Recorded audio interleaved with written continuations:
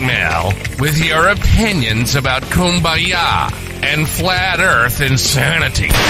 Stand-up comedy? You want stand-up comedy? Well, we've got sit-down comedy. It's time for Coffee with the Dog. You make me laugh.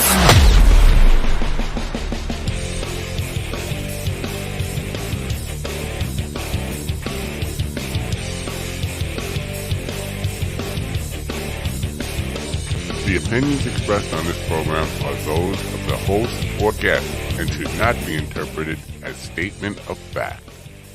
Independent fact-checking and corrections are encouraged. Can we get a cup of coffee in here, please?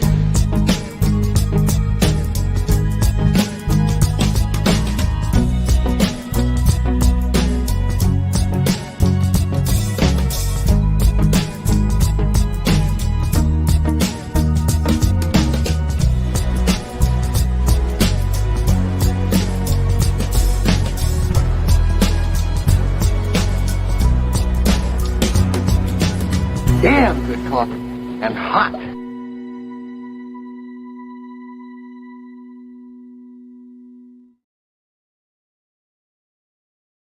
I'm missing from the screen. Good morning, folks. It is Monday, April 10th, 2023.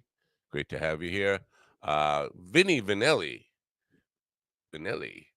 is a stand-up comic from Toronto who will be with us today around 9:15.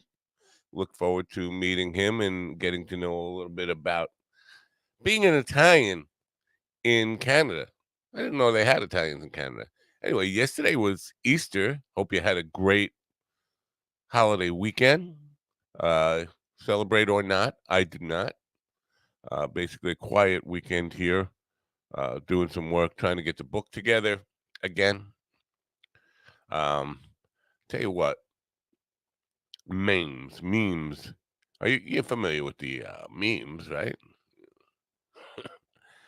Memes. People who post memes, moms.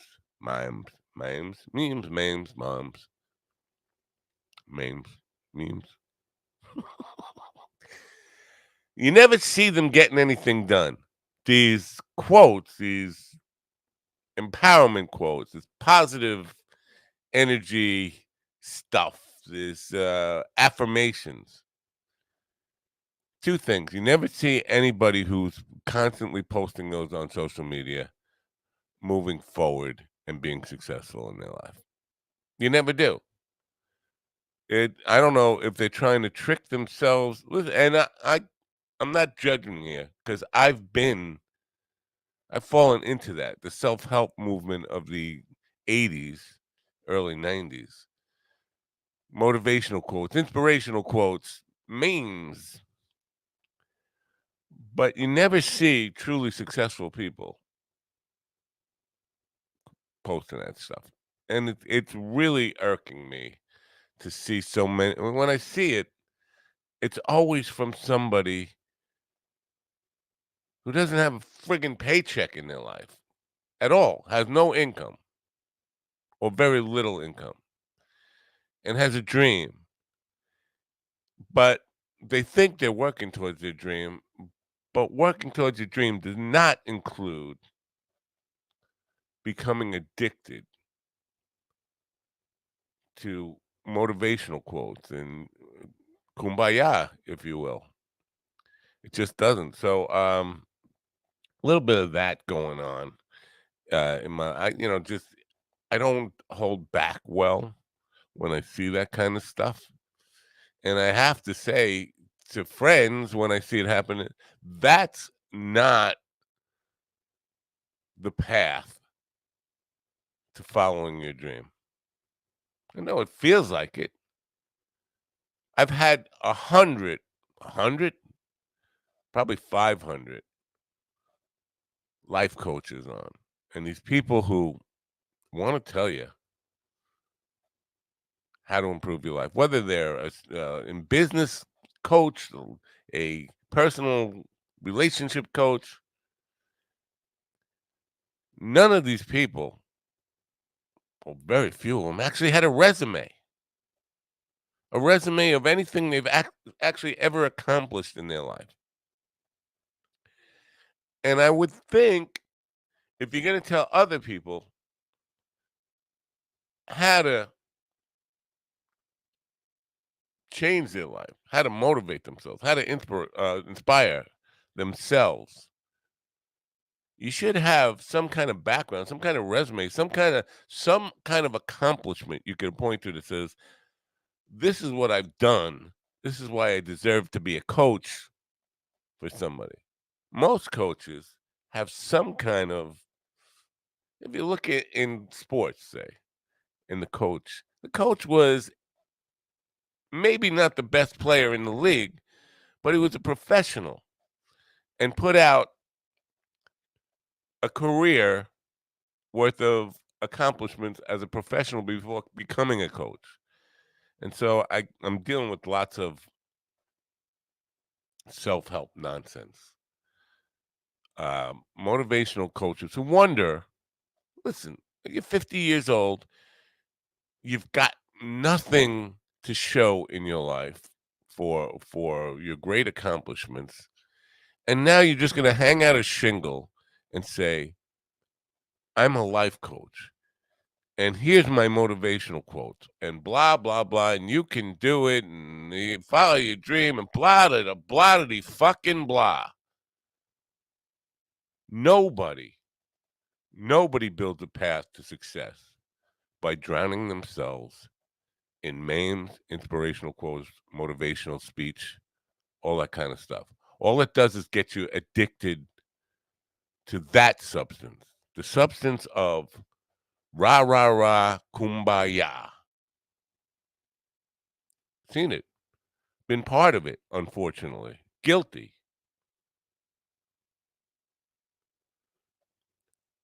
And there's a whole industry that's making big money off of doing nothing. I think as human beings, we see somebody and we say, oh, yeah, I could do that. That's why we're seeing so many people right now wanting to be stand-up comics. They think it's easy. They think, wow, that's an easy life. All I got to get up is talk for 5 minutes, and I'm going to be rich like Bill Burr. Bill Barr. Bill Burr. Or Dave Chappelle. All I got to do, oh, he speaks for an hour. So what, an hour?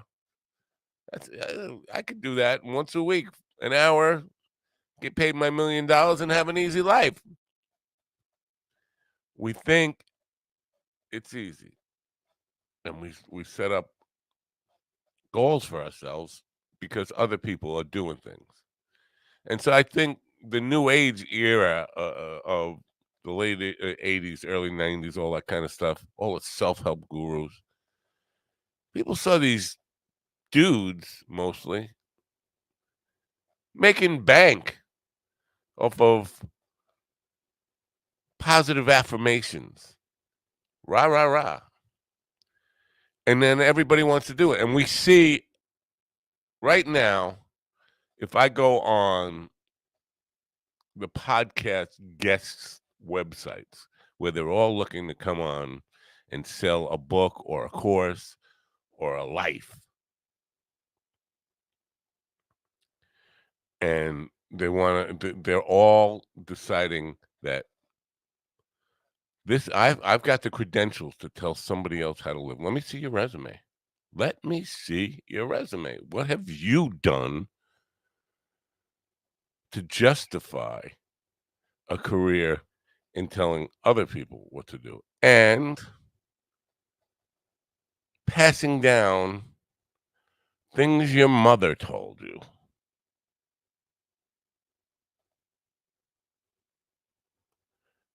A lot of them, all the stuff you're going to see in Proverbs, in motivational quotes, in inspirational quotes, it's just stuff mother taught you. Maybe put in and often misattributed. People go, well, what does that matter? It matters a lot. to know who said it, because again, and I know some people say, well, you don't have to be right about everything. In other words, if you're a loser in life, but you said one thing that resonates with people, that people can find value in it, well, I'm going to cling to that value. Yeah, you are. And you're going to be stuck. You're going to be stuck.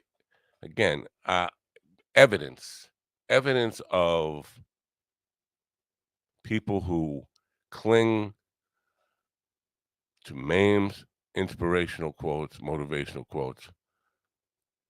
Look at them. Go down your social media feed and see everybody who's posting that stuff. And then say, where are they financially in their life? Where are they relationship-wise in their life? Where are they a great success? You won't find it. You won't find it. Mark my words. You'll see some people who are barely holding on, and the memes keep them locked in that state of dependent on believing mantras and quotes about how to live a better life are the key to no. The key to living a better life, the key to self-improvement, the key to making anything better, making good decisions. Now, that's a difficult thing to teach, and I'm not qualified to teach it in any way. I've made a lot of bad decisions. I think the best decisions come from the practice of making bad decisions. Life is, you got to get out and get in the game. And if you rely on, and I've seen that for 40 years, man. I've been a counselor in this stuff. And fallen into the trap of the late 80s, 90s. I could do that. I could be a motivational speaker. I could be an inspiration. I could be a life coach. I could be all of it.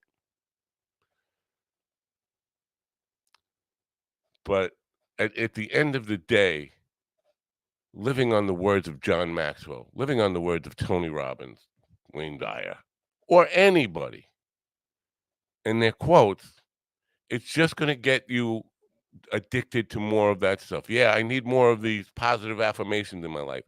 And I'm not going to move forward. Because if you look at the people who are moving forward, none of them. Look at the people you want to model your life at. Somebody who's doing something that you say, that's what I want to do. That's the level I want to be at. And look at their life. And you don't see them proselytizing. You don't see them copying and pasting somebody else's rah, rah, rah. And claiming that that's the key. That's the key. Anyway, it looks like Vinny's a little late. I know he said he was going to be logging on a few minutes before 9:15. You know what? I think Toronto's got the same. Yeah, Toronto's got the same time zone as us. They're in Buffalo, like just north of Buffalo. So it's not a time zone thing. Anyway, I got a little audio piece I want to play. Well, let me play a commercial first before he gets here. Why not? Brought to you by Koa Coffee, as usual. Koa Coffee is grown on the slopes of the Mauna Loa volcano in Hawaii, and it's the best coffee in America, rated by Forbes magazine. Check it out, Forbes. This episode is brought to you by Koa Coffee. If you are a coffee connoisseur and want to experience the best coffee Hawaii has to offer, no blends, no compromise, try the true taste of aloha. Koa Coffee produces premium Hawaiian coffee, hand-picked, expertly roasted, and delivered from Hawaii to your door with aloha. From award-winning 100% Kona coffee grown on the slopes of the Mauna Loa volcano to the unique mocha beans of Maui, they strive to provide their loyal customers with the best quality and freshness. Since 1997, Koa Coffee has been known far and wide as a product of utmost quality, and their awards prove it. Koa Coffee was featured in Forbes' Top 10 Coffees of the World. This is the coffee Forbes called the best coffee in America. Find out what it's all about. Go to minddogtv.com/coffee.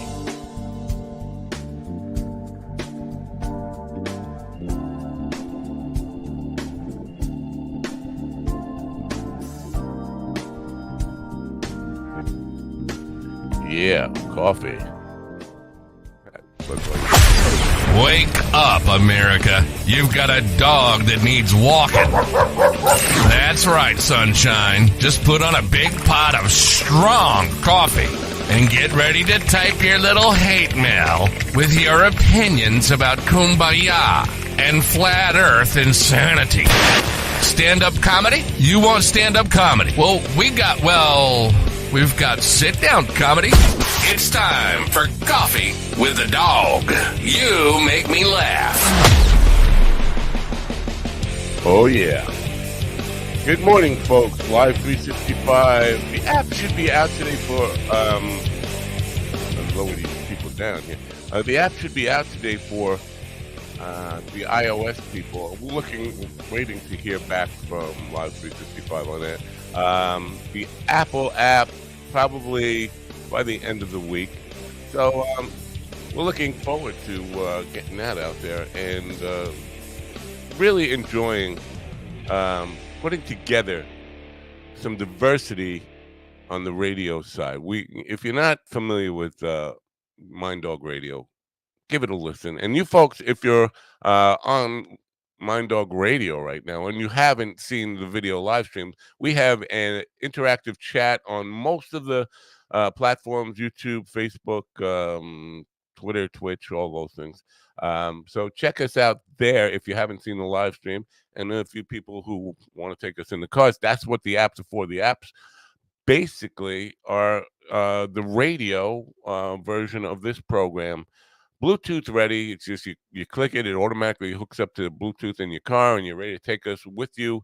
I don't know how they optimized it for traveling Wi-Fi and locating hotspots and all that stuff, but it's a great way to take us with you on the road. Vinny Vanilli is here. Vinny is a stand-up comedian and a sit-down writer, like all of us. I don't know anybody who stands up when they write. Producer and actor. He's trained in stand-up comedy at Toronto's Second City and in Los Angeles. He's here now. Ladies and gentlemen, please open your ears. Hold on a second. Wait 1 second here. Screwed up. We did screw up. Open your ears, open your minds, and help me welcome in Vinny Vanilli to the Coffee with the Dog show. Vinny, welcome. Oh, the green screen now.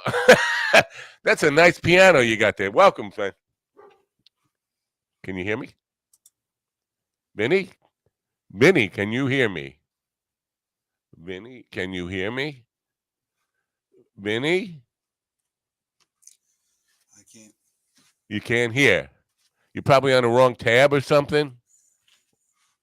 No. Aiutami, signore. No. You looking. Can you hear me, Matt? Hello? Hello? I tell people to test things out before they come in. Trying to get a little fancy there with the green screen. Anyway, Vinny is no longer here. Maybe he'll be back. He's going to try this again. Anyway, I'm going to check out what's going on. Oh, we got podcast promoter already. No, I'm not interested, but thank you. Thank you for the offer, and please don't come back. William Conway's with us. Good morning, William. Change is a lot of work. You have to put in the work. There's no shortcut there. Okay. Michael then says, seems odd that different people have different ways to express themselves. I'm not sure what that has to do with memes. But I happen to agree with you, Matt. Most self-help people are talking to themselves. They need to hear their own advice. But why does that piss you off? Why do you need to learn? Why is it it's a way they need to learn it. Let them learn it. I disagree. I don't think anybody ever learns from those things. Again, 40 years of experience watching it, dealing with it. the evidence is there. When you see people you care about doing things that are unproductive, it's a normal thing and a helpful thing and a caring thing to say, that's not going to work. To say it pisses me off, it doesn't piss me off. It reminds me of my own falling into that trap, and it's digging dirt and throwing it into the same hole you're already in. You're doing nothing. All you're doing is rereading somebody else's words, and you're not applying it. Nobody does. Again, if you can go through go through evidence, go through your social media feed today and find out look at every single one of those memes and who's posting them, and then say, where is this person in their life? Are they moving forward, or they're just fooling themselves into believing they're moving forward, and they're getting older and posting things, and their resume is getting weaker by the day because now you're older. You're supposed to have all this experience as you age, and your resume is remaining empty. The longer you keep that going on, the more you're perpetuating the cycle of being, oh, now I gotta read more memes. That's what I gotta do. I gotta read more inspirational quotes. I gotta read more Tony Robbins bullshit. It's not bullshit. That's wrong to say. It's not bullshit. There is truth in a lot of them. Of course, there's truth. That's why mother taught you those. But to become a dependent on it, you're just replacing cocaine, alcohol, whatever it is, with memes. That's all it is. Um, William says, success is measured in many ways, Matt. People can maintain a positive attitude in the midst of chaos are pretty special. There's certain value into showing others how you hold on when it's hard. No, I disagree. Nobody is saying, I don't even want to go there. Nobody is saying, well, he's must be holding on. Look, he's got memes going on. He must be he must be holding on. I feel better about my life. I don't see that. I don't see that happening at all. Again, it's easy to fall into that trap, and it's easy to fall into the cliches are going to change my life. The belief in cliches but what it signals to other people most often, and I know you will disagree with this, what it signals to most people most often, hanging on by a thread. Here's somebody who I don't want to get into this with William right now, but somebody who's on my friends list who is hanging on by a thread. You don't think she's posting motivational memes all day long, all night long, you're not paying attention. That's I'll just leave it there. When you see people posting that stuff all day long, you say something's going on, and you don't say, well, that's an inspiration to me. You say, that's somebody who's struggling, because that's what memes do, and the addiction to memes will keep you struggling. The addiction to saying, if I believe, now believe is a funny thing. It can propel you or it can fool you.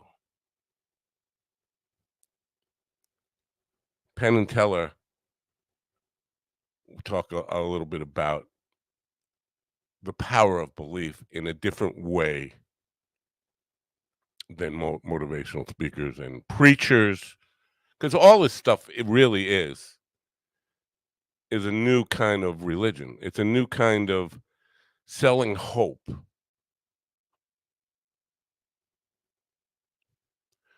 And belief can alter your behavior in a strong way. If you believe you're going to be propelled by something, you're more likely to propel yourself to some degree.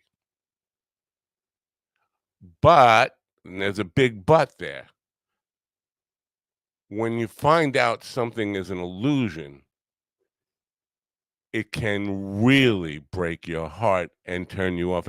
That's why magicians don't tell their secrets. It's not because they want to protect themselves. They want to protect the audience. You don't divulge your secrets because you don't want to ruin the magic for the audience. Vinny's back. We're going to see if we've settled this. Vinny, can you hear me? Welcome. I can hear you. I'm sorry.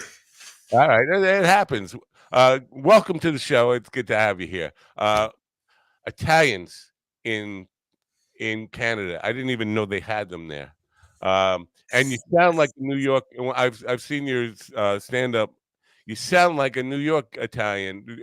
Parents originally from this area or no? No, they're from Italy. Really? Yeah. Oh, from Italy. That's why. Yeah. Well, all the Italians in Brooklyn and the South Shore of Long Island are all descendants of people from Italy, so that's where we picked it up from. But I didn't pick up any Canada in your accent at all. Like you sound like a New Yorker. I like because that's Don't worry about it. Hey, yeah. So, No, Second City. yes. When did you start with them? I want to say about 5 years ago. 5 years ago, and that's when you decided to get into comedy. Right? Yeah. Kind of late in life. I- No roots in it. I mean, when you were young, was it something you thought about? I mean, how do you get into it at that point in your life and just say, I'm gonna be a stand-up comic? well, I was raised Italian, right? So I was told, listen, Vinny, you're going to university. This is what's going to happen. You're going to you're going to be smart. You're going to have a nice job. You're going to wear a tie. I was told all these things. Of course, I try to make my parents happy. I'm a teacher. And so at some point, I don't know if it's like a midlife crisis or what it is. I was just like, you know what? You only live once. Let's give this a shot. And so 5 years ago, I took a class, and I've been performing ever since. Wow. And so was it and then Los Angeles, was that part of the same thing or no? You went out to Los Angeles to. No, I went out to Los Angeles, and I was trying to see if the Italian stuff would hit there. And you know what? It doesn't hit there. And here's the thing. What you just mentioned right off the top was perfect, because they didn't understand that a Canadian could be an Italian too, right? So that a lot of the Italians said, like, wait a minute, you're Canadian. What are you talking about, Italian, right? Like, they didn't understand this. So uh, that stuff did not hit there. But a couple of weeks ago, I had a couple from Brooklyn, and they were just dying. So Yeah. I'm going to come out to New York, and I'm going to, do a couple of gigs there. No, you would kill here. You would definitely kill here. And Brooklyn has lots of clubs now that and Brooklyn has undergone a renaissance. It used to be like really a ghetto and a slum, but they really, it's one of the nicest urban areas in the world right now, as far as I'm concerned. Really, but they really support the arts. So yeah, the idea of Italian, because it's just shocking to hear a guy talk like you and think he's from Toronto. It's me. I hear New York in it, but that's where I was raised. But I'm just wondering, is there an audience who gets the Italian humor up there? I mean, do you have is there an Italian community in Toronto? Yeah, I'll tell you right now, outside of Italy, we've got the most Italians. Really? Did you know that? Yeah. We have Woodbridge. It's an area where all the Italians have moved. It seemed like they migrated from Toronto, like a herd of wild buffalo, and we're here. We're in Woodbridge now, and yeah, outside of Italy, most Italians in the world. Wow, interesting. So and now comedy club work and stuff like that. Toronto's, I don't people who haven't been there. It's a beautiful city as well. Or at least it was the last time I was there. Comedy scene in Toronto, local scene. Is there a big one? I know Montreal is known for a comedy festival. Toronto, what's the scene like? Yeah, Toronto, the scene is actually underrated, I think. I've seen Chicago for the most part, Boston, LA, and I'll tell you right now, Toronto's underrated. It's reminding me a lot of, even though I wasn't around in the 70s, where we had SCTV and you had all those big stars that ended up making it, like John Candy, you had Eugene Levy, you had so many great comedians come out of there. And it seems like there's a renaissance right now. There's some sort of a rebirth here. After COVID, the clubs are kicking. There's a lot of great comedians here. I just put on a show last Saturday, and the guy that won my show, he was just fantastic. He blew the roof off the place. It was fantastic. There's a good scene here. Now, that was some kind of comedy contest, right? That you didn't. What, and how does that work? Uh, well, it's called Vinny's Comedy Clash for Cash. So we do 5-minute sets, and I have like a headliner that'll come in and offer tips after the 5-minute sets. And I also have electronic voting. So the audience is all voting for the winner. And it was a close one. And a guy named David Seeley ended up winning. So that was pretty cool. You had his daughter scream out, "That's my dad!" as he won. So that was Wow. pretty awesome. So you're producing all this stuff? You're putting. Now, you mentioned electronic voting. So that seemed like it would be like, I don't know, not fun to put together. So they have to, they're voting on their phone, I'm guessing?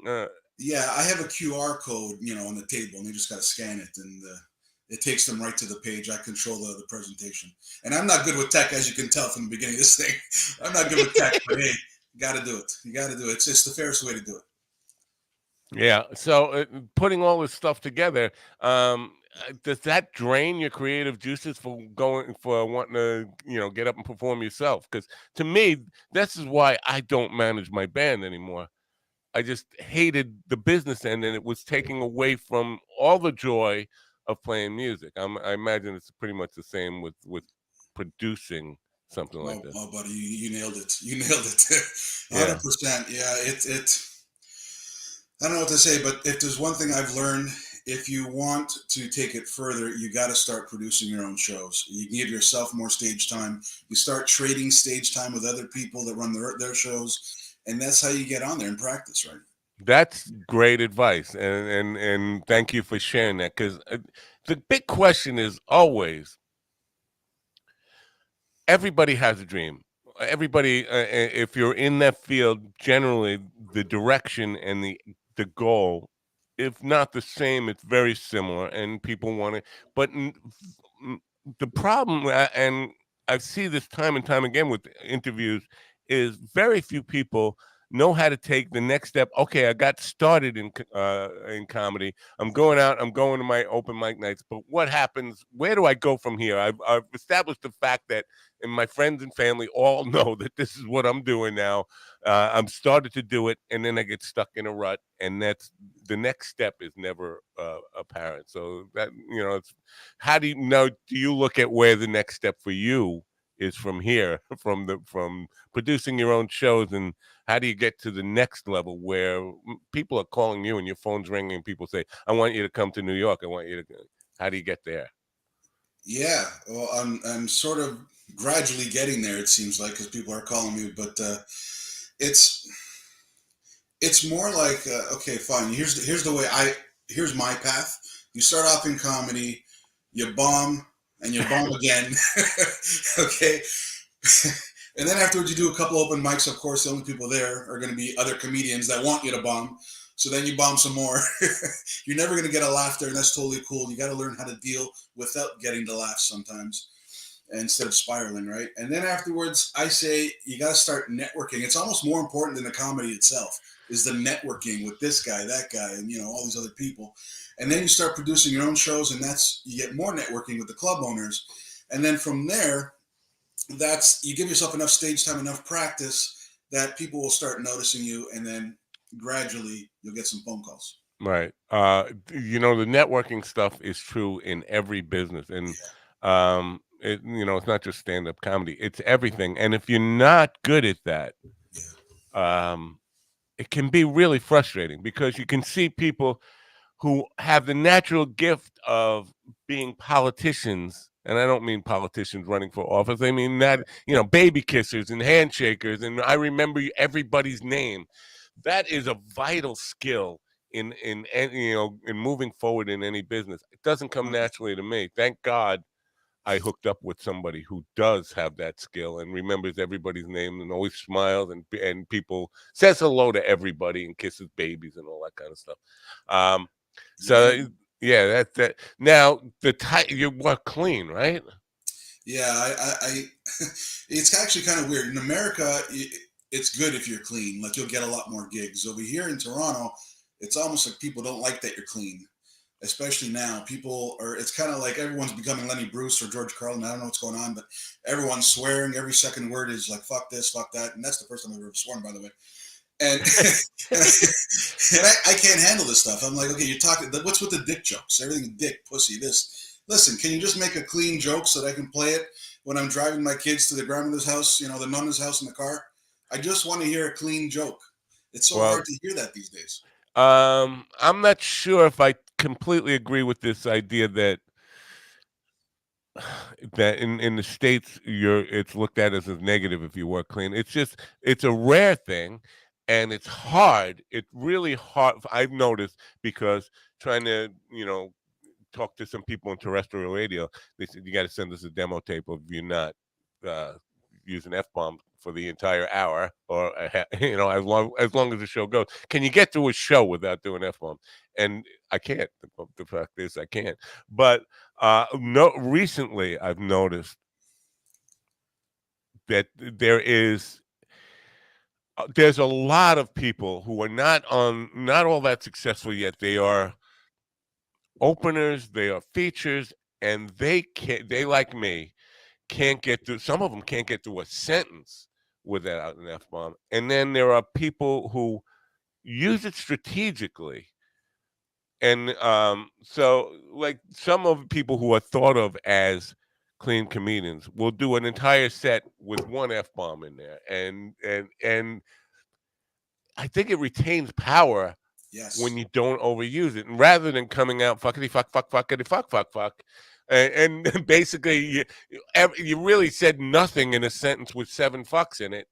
That can really destroy it, the power of the word. So then when you do say it, it's like it doesn't have any power over me now at all. But I'm just trying to think. I mean, I can think of 1 or 2 people who work exclusively clean. It's got to be difficult. It's horrible. Yeah. So, but so it's something I believe in, and you hit it right on the nail. By the way, you really did. Listen, if you say that the F word just once or twice in a 5-minute set, it hits more.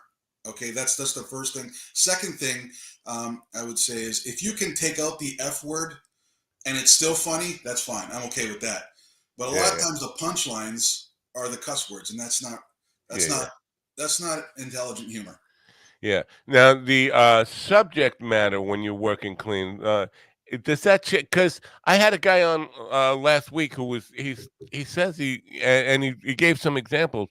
He pushes the edge of the subject matter, but he never uses profanity in it, and it was startling to see some of the examples he was giving about being able to talk about racism, being able to talk about sex and adult relationships without ever getting really, really profane, dirty, or vulgar, but suggestive in it.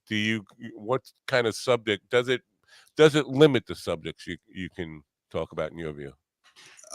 What you said is perfect. I think though that's a skill. If you can talk about topics, hot topics like that, but at the same time do it in a way where you're sort of walking the line but not crossing the line, which is very difficult to do.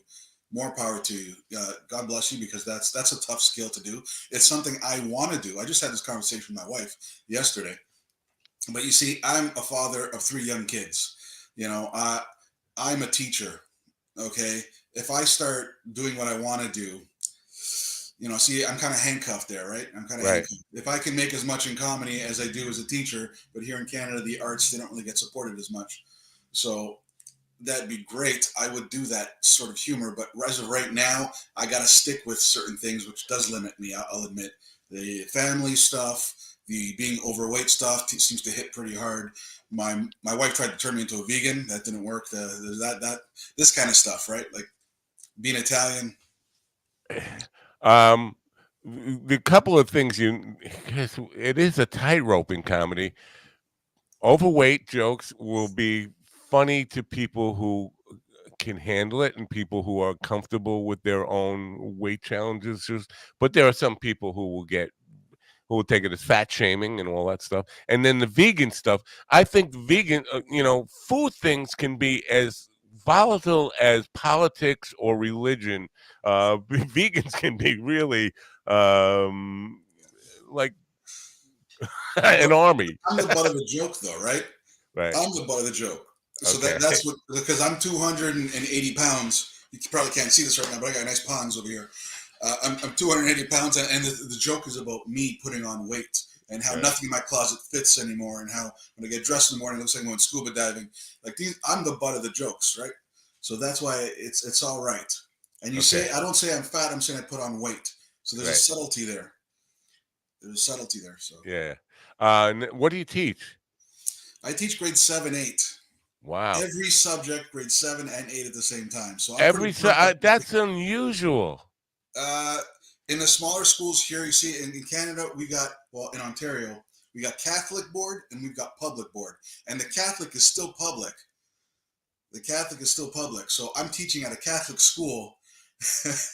So I'm pretty much I'm put into a box, right? Basically, I got to be careful what I say, right? Right. Yeah. Right. But, Did they know you're a stand-up comedian on the side? the students figured it out.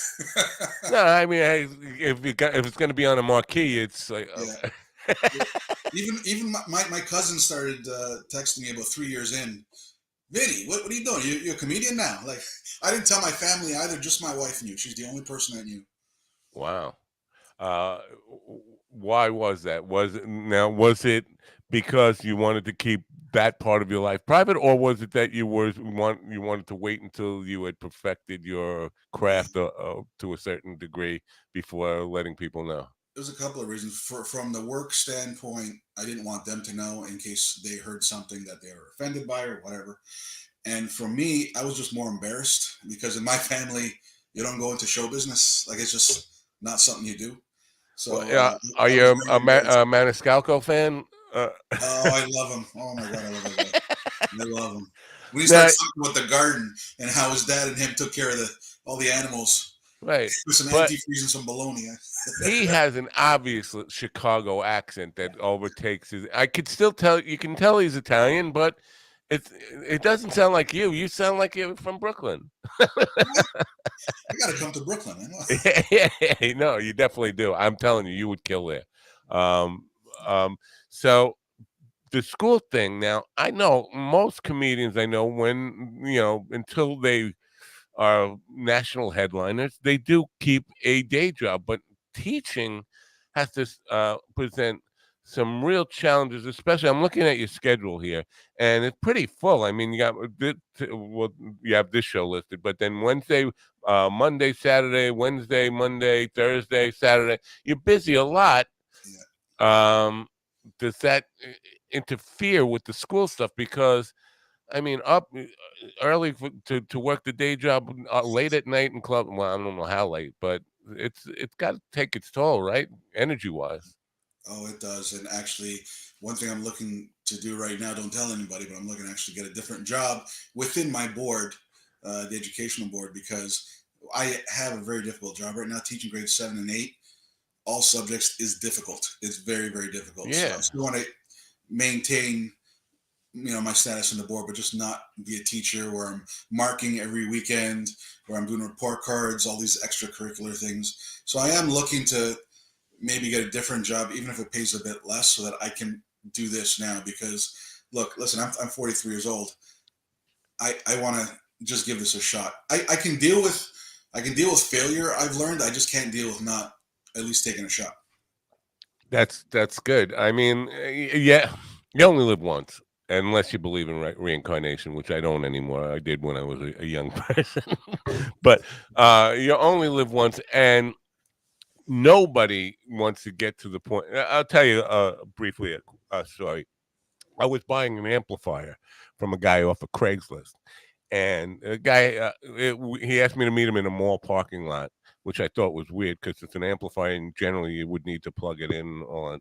But I got there before he did, and when he pulled up, I could tell this guy had some money. He pulled up in an SUV that was very expensive. He had a big gold band on his watch. His wife was there. She was covered in diamonds and pearls. They both smelled pretty.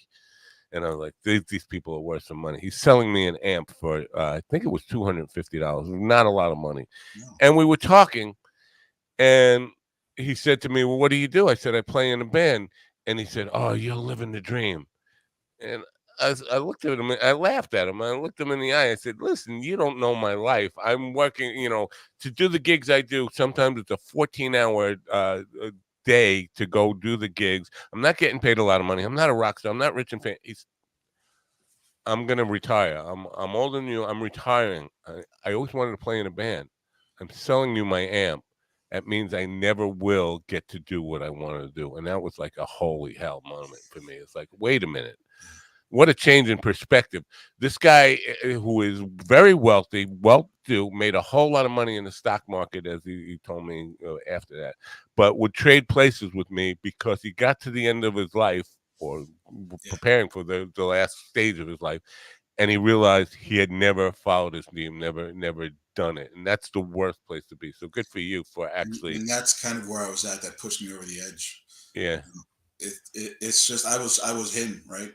And I'm Right. still I'm in the middle of that, right? And yeah, I it's sad. You live your life for everyone else, and then everyone else, you're trying to make everyone else happy, but then you're unhappy. So it's Right. Yeah. Yeah, no. So, but now with the school thing, do you get off for summers, or you get a couple of months off in the summer? Yeah, and that's when I usually come there. I'm going to do Ottawa, Montreal, and then I'm going to head over to LA again in August, and then I'm going to Vegas in September for the World Series of Comedy. This is stuff going on there, and that's when I try to do as much as I can. Yeah, I would think that presents an opportunity that a lot of comedians don't have because, if you're working a 9 to 5 and you don't get those 2 months off or whatever it is, you really can't ever travel out of your circle, right? And so I'm thinking the gigs you're taking now are probably not more than an hour or two from your home at most, right? Well, I actually moved outside of Toronto, and there was this one gig I had to do where the guy's like, "Hey, listen, I'm gonna make you a headliner." I'm like, "Great, where is it?" He's like, "Lindsay, Ontario." I'm like, "I don't know where this is, but you know what? I want to headline more, right?" So yeah, I took it. It was a 2.5 hour drive there, a 2.5 hour drive back. I only ended up doing like 25 minutes, and and then we have the toll highway, so I ended up paying like $40 in fees. Wow. Yeah, Yeah. yeah. You know what? And this is after a full day of work, after my kids wake me up at 6, sit on my head and get me and my wife up. So. I've had similar experiences where the drive at the end of the day, between all the time and tolls and gas and everything else, I got paid $2 an hour or less after all the time and money I put into it. But here, what they've done, they've made the tolls sneaky. They took down all the toll booths. I don't know if they've done this there. They took down all the toll booths, and they have cameras that take a picture of your license plate. Oh. And 2 weeks after you get home, they send you a bill for the tolls, which makes things faster. But it also is kind of you forget about the bill, and then all of a sudden all the bills come due. That's not cool. My last one was $200, so yeah, I know exactly what you mean. Before we were talking about the contest. Now, I was thinking about this before in the middle of the night when I don't sleep, and which is a lot. And I was thinking the nature of human beings, contests are a good thing for the evolution of mankind, right? We wanted to see who was going to be the best hunter, who threw that rock hard enough to kill the ox that we could, have for dinner or whatever. It was important.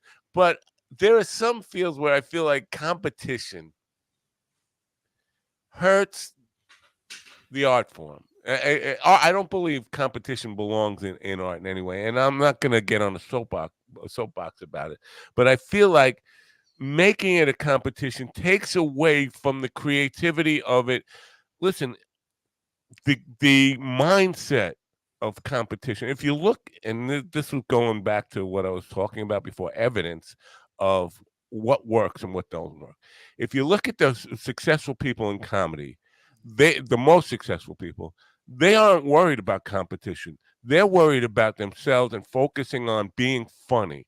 The people who are focusing on competition and me, it's like seeing the other guy as a competitor for a gig spot, they never really advance because they're spending their whole time worrying about the competition rather than spending their whole time on just making myself as funny as I can be. Because I think if you're as funny as you can be, you'll work. Your comments on that? Any thoughts on that? Definitely. I don't think the competition should be the focus. But like for example, my competition, you're doing a tight 5, and now I'm actually going to move it up to a tight 3, just because I think the biggest problem that especially newer comedians have is they can't get to the point. If you look at someone like a Jim Gaffigan, Yes. just joke, joke, joke. Rodney Dangerfield, he's like a machine gun, just joke, joke, joke. A lot of comedians that are first starting out, the first few years, they're just running long. There are too many words in there. They're not editing. They're just going on. There's a lot of pauses. So by doing that style of competition, I think I'm actually helping them. So I agree. I saw a guy last week who he took 7 minutes to get one person in the room to laugh. He was telling this whole long story, and at the end of it, I mean, we lost a lot of the room with this long story. Anyway, it's like my wife when she comes home to tell me about her day. By the time she gets to the point, I forgot where she was going with it anyway, what started the conversation. So, but then I said, this guy did like 7 minutes, and then one person laughed, and he acknowledged it from the stage. That's a long way to go for one laugh in the room. yeah, Yeah, your wife isn't listening, is she? she could be. You know what? Well, yeah, you're right. And listen, there's some great storytellers out there. But even when you're telling the story, every sentence should have at least one laugh, right? You can't just wait for the end. I mean, if you're gonna do that, like almost like a Chappelle, even he'll make you laugh 1 or 2 times. That laugh at the end better be like the biggest laugh ever, Right. where you just blow the roof off the place, right? Yeah. But otherwise, you got to keep sprinkling in a whole lot of laughter till you get to the punch. The Kill Tony stuff, where they give you a minute to be impressive, that's a tough thing to do. I don't know if you're familiar with Kill Tony. It's a podcast, and he does it out of Austin, Texas, and they have a panel usually of very high level stand-ups who were headliners, national headliners, international headliners, usually three of them, and you get on. It's like an open mic thing. You get on a list. They call you up. You have 1 minute to impress the judges, and then they judge you on. And if you're good there, you have your back and that kind of thing. But 1 minute is really most guys can't even get started in a minute. How you doing? Hey, anybody here from? By the time you're done with that, you haven't even said a joke, and your minute is up. That's a difficult thing, but it's a good craft. I think it's a good exercise to up your game and polish your delivery and trim the fat, that kind of stuff. I agree. I saw a headliner last week who, and I counted it because it was so impressive, has mastered the art of not stepping on his own laughs. Basically, the audience is laughing. I'm not going to say a word until this laughter dies down, no matter. And I caught one that was over 60 seconds long, 1 minute and 3 seconds, 1 minute and 5 seconds, something like that, holding the mic. And I'm not going to, if that were Kill Tony, your entire minute that you get is gone, and you didn't say a thing. You just stood there holding the mic. How difficult is that to learn from your perspective? Yeah, I think that's one of the most difficult things. Is see, the most important thing is not the material. The most important thing is the audience and your Right. engagement with the audience. Now, what you were just saying there, I'm actually a big believer in accelerating the pace of laughs. So once that laugh hits the high point and it's just about to come down, that's when you hit them with the next joke. And then Right. you keep doing that, right, until they basically piss their pants. I mean, that's the goal, right? But Yeah. waiting for it to die down, I think that's good, especially in between acts, because you don't want to introduce the next act while they're still thinking about the other guy. So you just say that was amazing, right? You just keep going, and you just wait for them to get at that same level that they were at before you introduce the next act. Yeah. And part of that, I think it's so tough is because before you get to that level, every show is like every show is basically a new show, a new opportunity for yourself to convince yourself I belong here. And so the instinct is, okay, it's going good. Don't let it stop. Keep this energy going. Where sometimes just the confidence to say to yourself, it's okay, breathe. Don't let them know that you're anxious to tell the next joke and all that stuff. And then there's this other thing that I've been seeing lately is where big part of enjoyment for the audience is not thinking that this is prepared material. Like this person is being funny in the moment. They're just thinking of these things for the first time. That's the illusion that the audience has. And then if you break that illusion for them, it's like the magic thing that I was talking about before. You ruin it not for yourself. You're not giving away your secrets. You're ruining the magic trick for them because now they're thinking, oh. So if you look at your phone or you look at your notes, that's a subconscious cue to the audience to say, Yeah. this is rehearsed material. You don't consciously say that, but you get that message, and it just brings it down a little bit a notch in your appreciation. Do you agree? Yeah, anyone that brings a phone on stage drives me nuts. Honestly, they start reading their notes. I mean, if it's an open mic and it's just other comedians, fine. But if there's like a full-on audience, you don't do stuff like that. You should be well rehearsed. You should have practiced by then. I remember hearing Jerry Seinfeld before he did his first Tonight Show. He practiced his set 200 times. Wow. You should know what you're going to do before you do it. But at the same time, that's all in the background. It's the audience that matters. You got to address the room, acknowledge the room. That's one of the good things about being a teacher of the last decade is I know that there are only like 13, 14-year-old kids, but I've learned how to address the room, and I can make jokes about what's happening. Yeah. The guy who was on last week who works clean, he was a teacher too, but he's a gym teacher, but not a teacher of all subjects. Again, where I grew up, we had a different teacher for every subject, even 7th and 8th grade. It's just unusual for me to even think about. So, do you have? I mean, I know you have to have a master's in education and all that stuff. Do you have to have like a master or a major or minor in every one of those subjects that you teach? No, we're also part of a smaller school, and for some reason, our board in the town that I work in, that's the way they set it up. But the other board, the public board, I've worked for them too, and yeah, they just have like if you're just teaching math, you're just teaching science. I'm teaching math, science, health, pretty much everything you can imagine, geography, history, and so on and so forth for 2 different grades. So that's why I'm trying to get to change my job because that's affecting my comedy way too much. I could understand. Now, just for my own edification here, you're not teaching 7th and 8th graders at the same time. Like you have them Yes, both. You yes, are? I am. Yep, Wow. split That's grade. got to Yep. be a little weird too. It's horrible, but they're such great kids. But yeah, it's just tough because you got to. Okay, here's the grade 7 lesson. All right, you got to work on this. Now here's the grade 8 lesson, and it's Wow. just. And then you got to mark different tests and everything. It's just really. It's difficult. Man, that sounds like insanity. It is. It really is. It really is. So VinnyComedy.com, Vinny with Yeah. the Y, VINNY comedy.com. We're going to go now. You have a very busy schedule. Are all these stuff that shows that you produce, or are you like hustling, getting gigs in other ways? Yeah, I still haven't update. I got to update that. I got a couple more coming up, but yeah, I'm just producing the Vinny's Comedy Clash for Cash, which was this Saturday, second Saturday of every month, and that's at Mandy's, and it's actually a pretty cool. I don't know how to explain it. It's kind of like it's become like this cult comedy bar.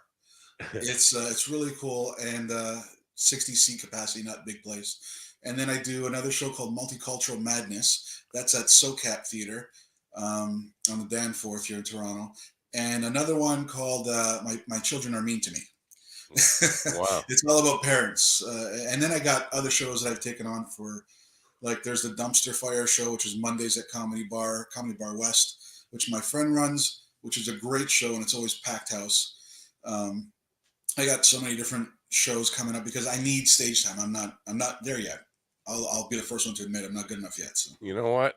There's nothing like experience, and that is the key. That was where I started this morning because seeing a lot of people get caught up and people feeling like I got triggered about it. I'm not triggered by anything. I am uh, just trying to clue people into my experience of what people like. There are people who talk and people who do.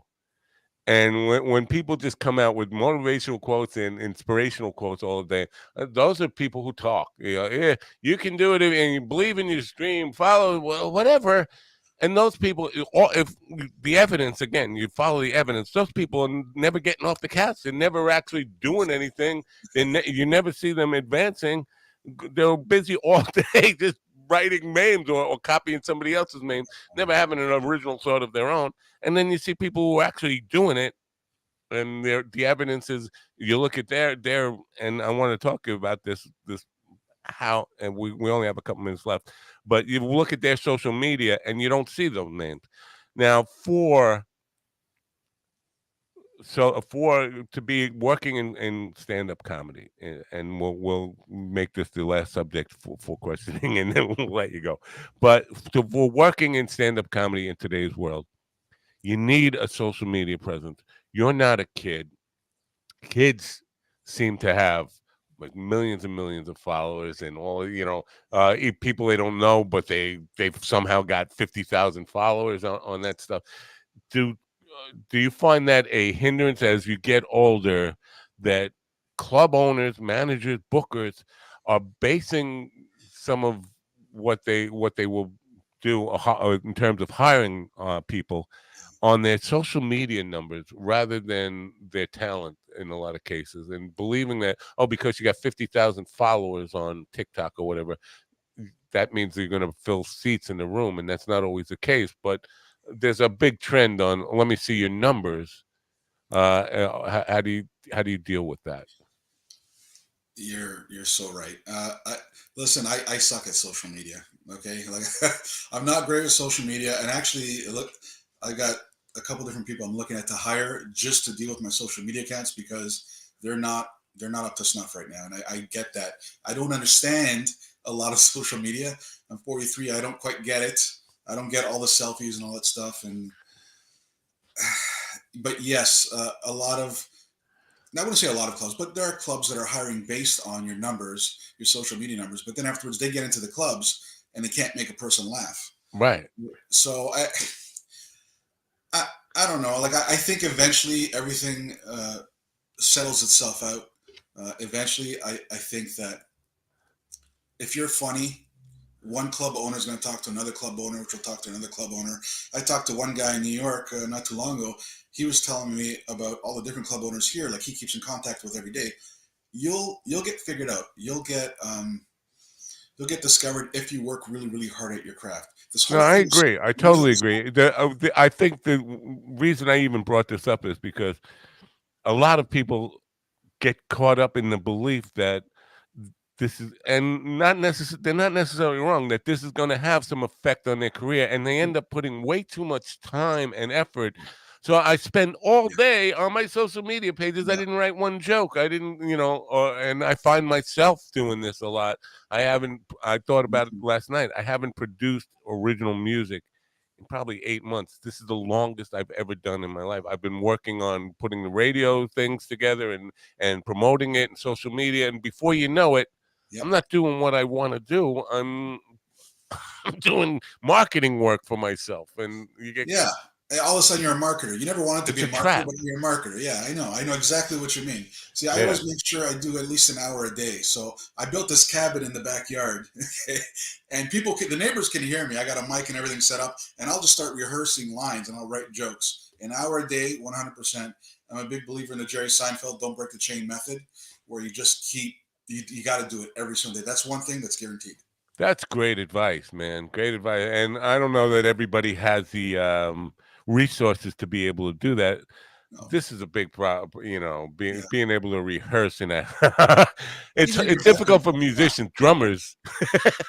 Well, Yeah. We actually But have a drummer down the streets. yeah, no. But You can finding hear a him. place where you can just drill it. That's good stuff. Anyway, we wish you great success. VinnyComedy.com. You go there and you see every place Vinny is performing. And listen, if you come to New York, let me know. And if you have anything you want to promote, a special event or a gig, anything like that, just let me know. I'll be happy to promote it here. Notice your calendar is very full, and good to see that stuff. And right through September, by the way.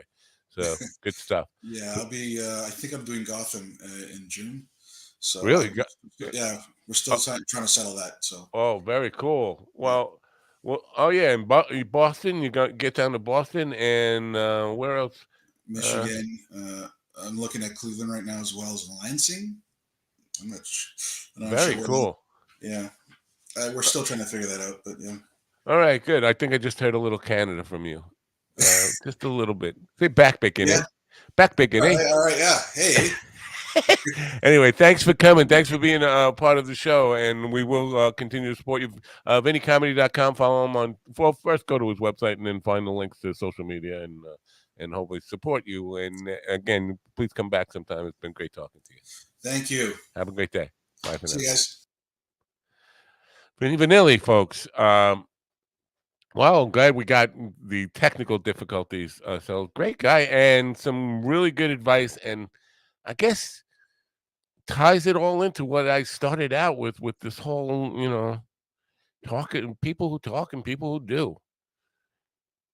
Started late in life, 5 years ago or so, and he's got a full schedule. If you are one of these people who are part of this audience who write about the frustrations you have in getting started in stand-up comedy, there's a lot to be learned from him. He's a doer, not a talker. Don't be a talker. Follow your dream, but get out there and don't wait for opportunities to happen. Make them happen, and don't get caught up in letting yourself falling into the trap of all I got to do is psych myself up. All I got to do is believe. All I got to do is say the words. It takes more than that. It takes building a friggin' shed where you can rehearse and drill your material. Good stuff. Jackie will be back with me Wednesday. I don't have a guest tomorrow. Jackie will be back with me Wednesday.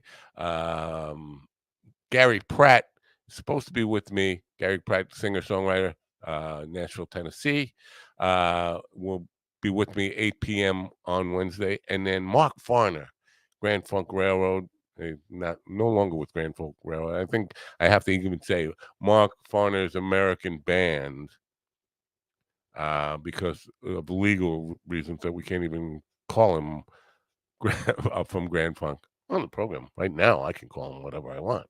Mark Farner from Grand Funk Railroad, one of my heroes, will be with me Thursday morning to talk about a new course he's got. So that's the show for today. Thanks for coming.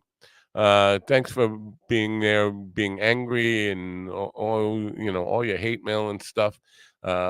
Keep them coming. Tomorrow I will read the hate mail that Andy has generated from the Trump people with his comments. Listen, these are jokes, folks. With his comments when he was on last Wednesday on Passover about going to Waco for the Trump rally. Man, got a ton of hate mail from it. And Andy wasn't even putting those people down. They heard words in there and got angry. Words. They got angry at words. It was all jokes. Anyway, that's the show for today. Have a great day. I'll see you later. I got to go. Bye for now.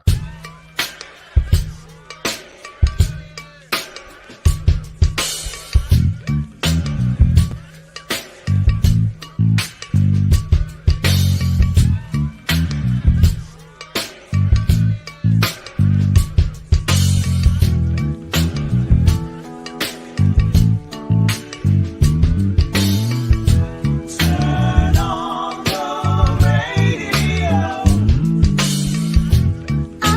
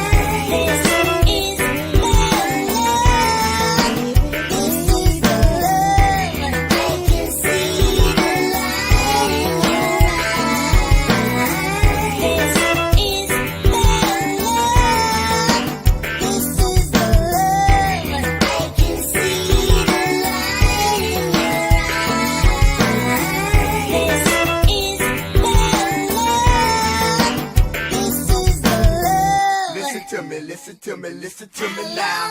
Listen to me, listen to me, listen to me now. Listen to me, listen to me, listen